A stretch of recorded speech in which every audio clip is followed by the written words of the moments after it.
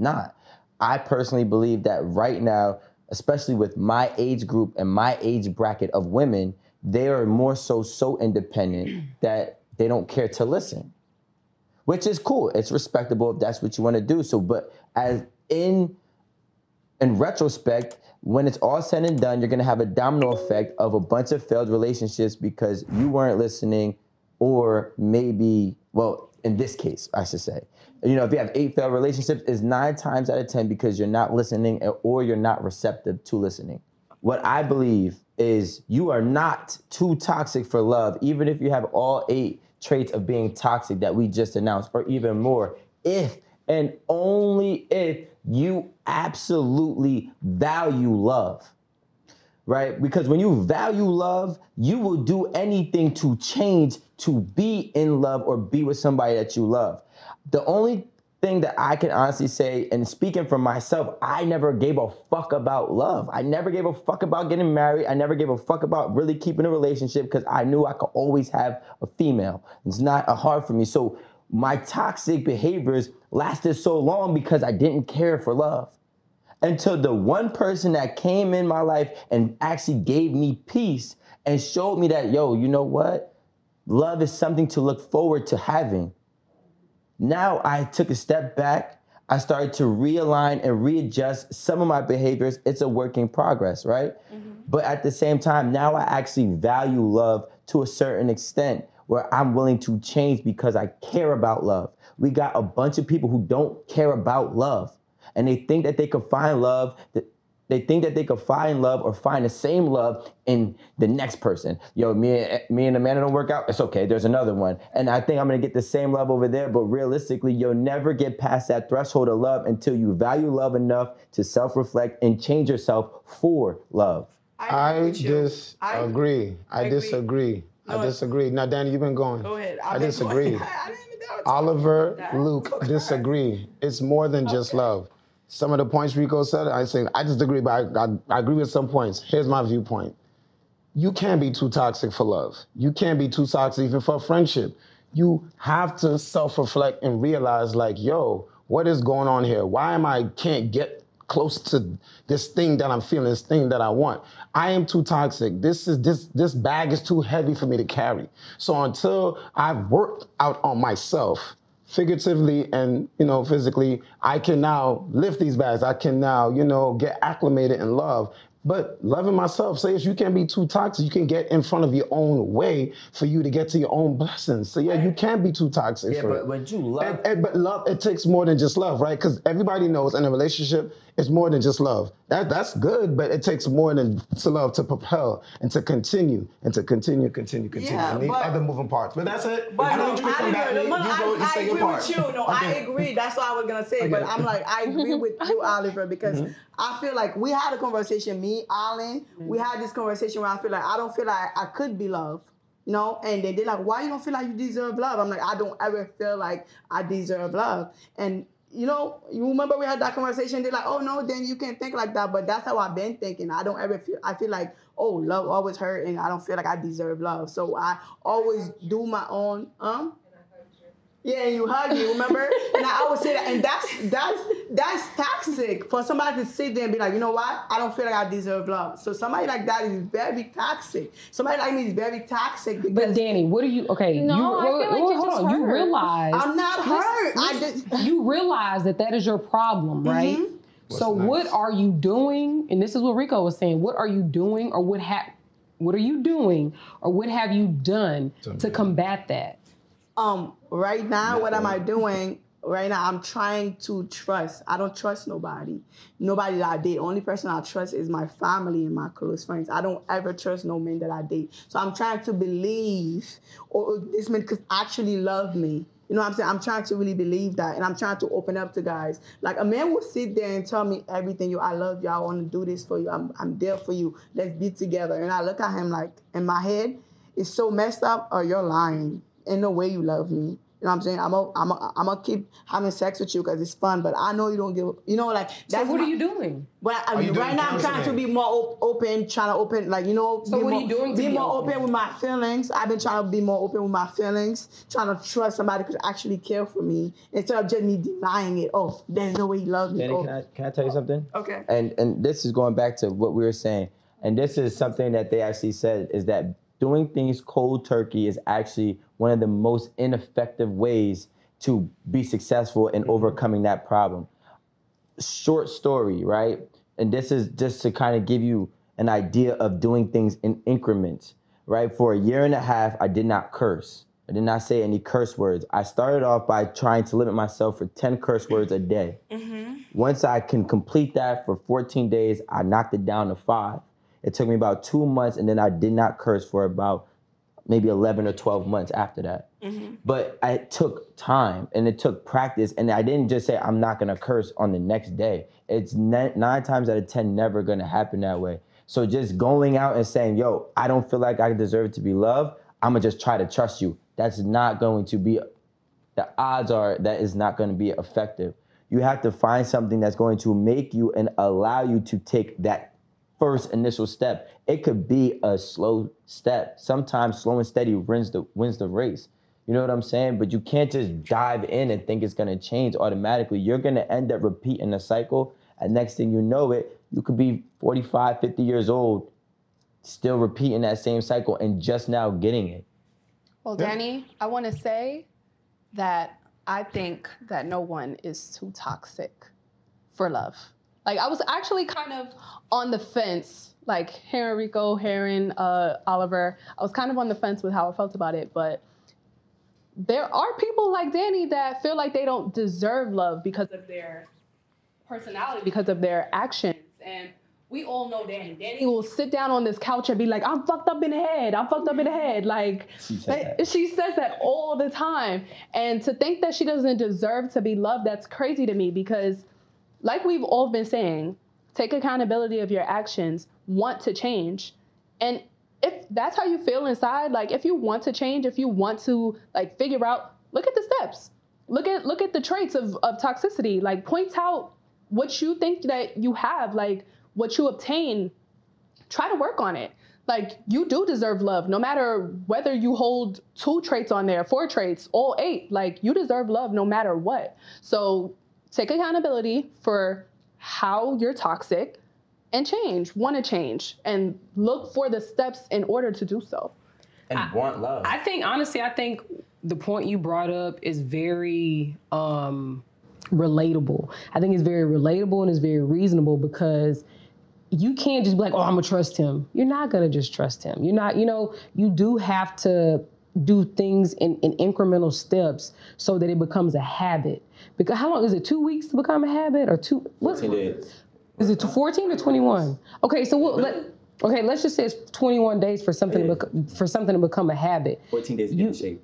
You're not just gonna, like, you literally have to take it like those incremental steps. You have to take it one day at a time, because all you're gonna do, like Rico said, is end up back where you were. So I feel like really that's something that we should talk about. Like, what is a small step that you took in realizing that you're toxic, and realizing that you got fucked up ways, and realizing that you're, not the person that you want to be? Like, what have you done incrementally to make it happen? Danny, I actually completely understand you when you say like that feeling of you not deserving love, or like that idea of like you don't deserve love. Because I honestly feel like that is something that I just got over personally. And honestly, before all the crystals and the self-journey and yoga, before all that shit, I was like breaking hearts and just like... You aware? Breaking hearts? Yeah, just want to know. It's saying it. Were you aware of you breaking hearts? Oh, yes, of course, yeah. Oh. I realized that it was a... Okay, I just want to say that never mind, go ahead. No, yeah, I realized I was breaking hearts because I was actively making choices that were disrespecting other people's boundaries, even if they openly told me that's what their boundary was. And it was kind of like I was trying to push that button and see how many times I could push that button until that button's not there anymore. And it was on that basis of like, can I trust you? Can I trust you? I'm gonna keep doing this and keep doing this, you know, until you kind of disappear. And it took me a very like long time to even get a grip over the fact that like, yeah, I was actively making the choice to hurt people. And it sucked. Ultimately now, I can say right now, it sucked. And I had to reach out to some of like the past people that I actually did hurt and kind Apologize. Yeah, literally, I hit this dude up, one of my high school sweethearts, and I was like, yo, like, I just want to tell you, like, I am so sorry. I am so sorry because all the trauma that I instilled in myself while providing you trauma, like shit, now that we're 21, damn, trusting someone is really hard, you know, and even taking that first step. And it was to the point where like the conversation ended up really well. And he was just like, damn, like the fact that you even hit me up about this, like the old Jordan, I would have never even assumed that you were just about to talk to me about this, you know? And it really is that progression of like taking accountability, understanding that you have a problem, understanding that you have a choice to take accountability and to grow and be better. And wanting. Yeah, and not necessarily just wanting love with another person. I honestly started this journey just because I did not love myself. I wanted to love myself. I felt like if I didn't deserve love from another person, then shit, if I want to love myself, straight up. And then naturally, that's when I ended up finding other habits, I guess 21 days of showing love to other people that naturally, you know, I do have this very like hopeful mindset when it does come to love and understanding that it is just unhealed trauma. And it is us just being very defensive about opening up about this trauma to ourselves and just moving forward. So like, honestly, I'm sending you all like peace and abundance. You've got this shit, girl. Like, come on now. You deserve love. Sorry for me, like I said something. No, I don't feel sorry for you because like I have faith in you that you can grow and prosper to not only love yourself, but love other people just because I know we are all here capable. Well, I guess when Aaron, so I'm the only one that believes the opposite. This is interesting. Okay. So well, I mean, like when I say, and this is me speaking just to like kind of get you to understand what I'm really saying, is when I say you're not too toxic for love, that means you're not too toxic to ever get love if you want love bad enough. I'm a firm believer that anybody in this world who ever wanted something, they went and they sought it out. Some things are just difficult, Rico. Yeah, I'm not saying that it's not difficult, mentally. but it's all right. It took a lot for me to realize my problem, and then it took for me to lose a lot to correct my problem. So you don't believe that you deserve to be loved, but why? And I don't want to hear anything that's general. I need specific reasons why you personally feel you don't deserve to be loved. I never felt wanted. Let that sink. No, because that's gonna translate and that's gonna resonate with somebody. Real talk. It's real. No, that's what I'm saying. Like open it up. Like that's gonna resonate with somebody. No, I never felt wanted as a child. I never felt wanted. From growing up, going to school, from coming here and not speaking English, from liking boys not liking me back because I was in their look. People did not start wanting me until I become this social media person. So I never really felt wanted. I never really felt like somebody really liked me. I always felt rejected, you know what I'm saying? So when people started wanting me, out of nowhere, I have like that ain't real. DMs. That ain't real. It's kind of like, it messed with my head. Like, how come when I was younger, y'all never wanted me? You know, y'all teased me. Y'all never... You know, I like so many guys, and they're just like, you sound like you have a speech problem. It was so much, so I never really. After a while, I just kind of like, I'm like, you know what? I'm gonna become the it girl. When I went to college, I become the it girl. You know what I'm saying? When I went to social media, it was to become the it girl, so I could feel this popularity. But just because you have popularity in your head, your mindset doesn't change. You could date 1 million people if your head is messed up.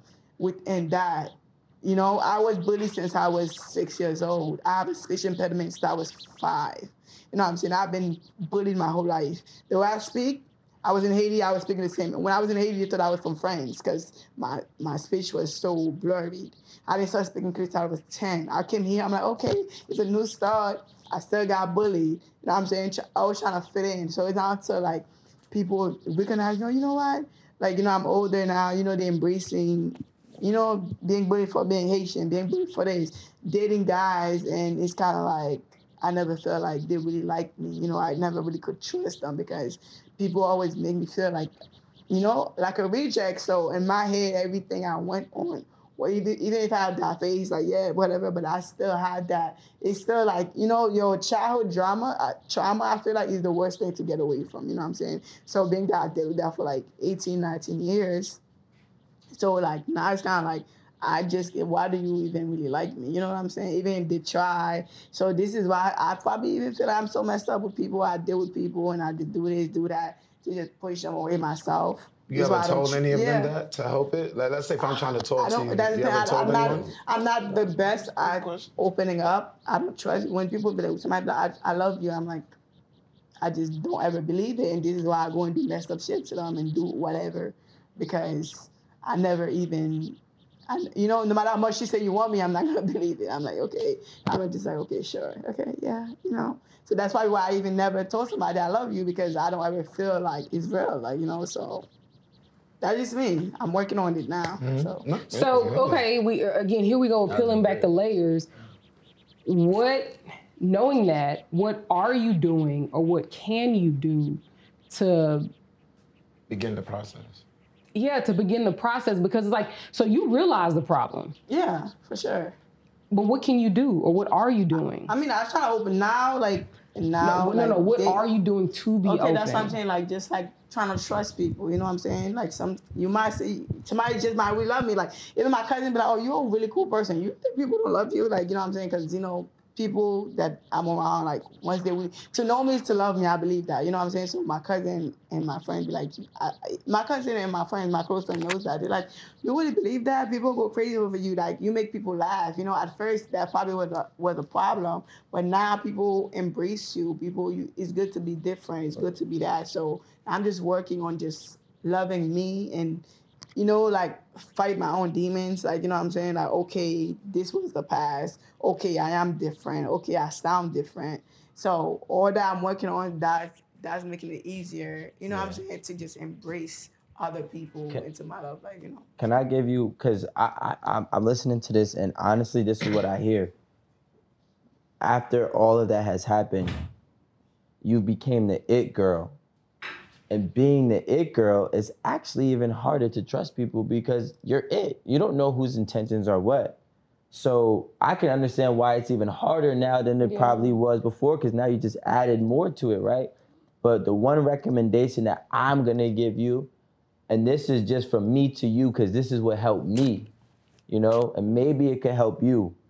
You gotta find some women who are being loved by their man the way that you would think is the appropriate way, and learn from their relationships and keep them around.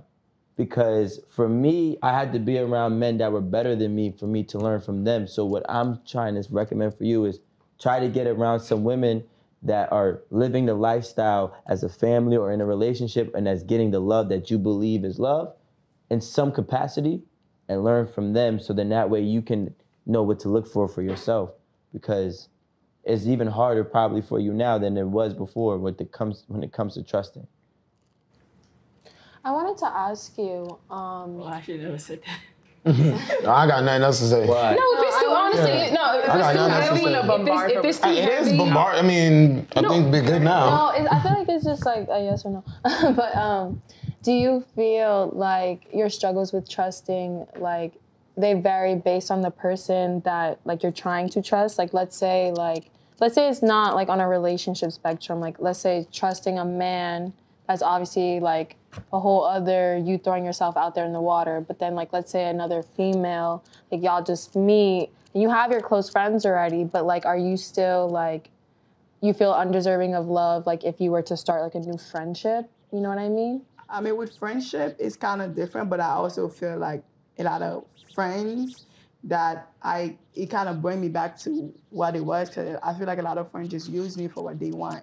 You know, they want to be around me because they know if they want me, they're going to be doing good. They're going to, you know what I'm saying? So this trust thing, a lot of people don't trust. You know what I'm saying? I'm not the only one that don't trust. A lot of people have trust issues. That's probably the biggest issue in a relationship is to trust somebody actually care for you, to trust somebody that's actually gonna be faithful, to trust somebody that's actually gonna be there for you. Because people could say things, but are they really, do they really mean what they say? I could say, I love you. I could easily be like, oh, babe, I love you. Like, but do I really mean it? You know what I'm saying? So I'm just learning to really like, maybe someone actually might mess with me. Maybe what he does, I feel like just not being able to trust. I feel like he kind of killed me because I feel like even my cousin, like, you got so much love to give, like, you know what I'm saying? And you feel like that messed me up because you love people that knows me, I love like hard. We in Aquarius, like we love very hard. So when people close to me knows that, they're like, that's so messed up because you're such a good person. And I know it kills you inside. It do kill me inside because I'm like, damn, I have so much love to give, but I just like, I don't want to just give it to the wrong people. You know what I'm saying? That's probably why I cheat all the time. You know what I'm saying? Let's be honest. So that's messed up because not feeling like they make you do a lot of messed up things to people, that make you not get, like, when you feel like you're not deserving of love, that make you become a bigger cheater, a careless person, like that make you become this person that you're not even that person, but you just don't care. So if you don't care, but the other person gonna look at you as this bad person, but you just really have your own issue you're dealing with. So I'm just working on that right now. So but it took me a while to realize that was the issue. But lately I've just been, trying to be like, stay grounded. Okay, guys, so we're gonna wrap up. I just wanna ask everyone on set right now, what would you suggest for anyone in Danny's situation for healing? I personally my best suggestion, this would actually just be for myself, but is to distance myself. I do a lot of writing when I need to like do self-healing. So I have a journal. So I distance myself from friends, not specifically family, because I like my family around, but I distance myself from going out, being around my friends, and I do a lot of journaling. How about you, Erin? Therapy. You need to have somebody you can talk to. Like, I feel like when it comes to therapy, there's different types of therapy. And I think there's different seasons. So I think sometimes you just want to talk. You want to talk to somebody who's not going to run their mouth. I'm serious. Like, I'm not a very open person. So a lot of times right now, my season with my therapist is just listening.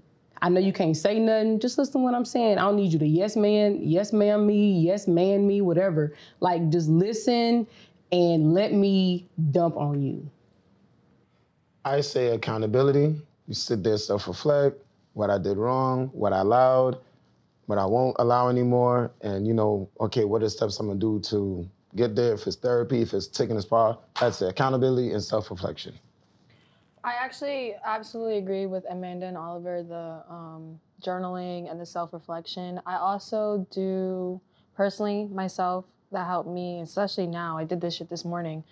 I do morning affirmations. I just take like 2 to 3 minutes to the side just to remind myself that like truly I am worthy. I'm worthy of love, I'm worthy of wealth, I'm worthy of abundance.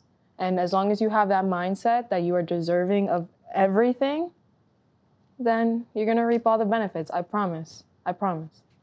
Yeah, and for me, the last thing that I'm gonna say is once you can identify like how you did yourself, I would just say seek knowledge, because knowledge is power. And sometimes reading, what I do is read, that helps me learn how to go about my next step.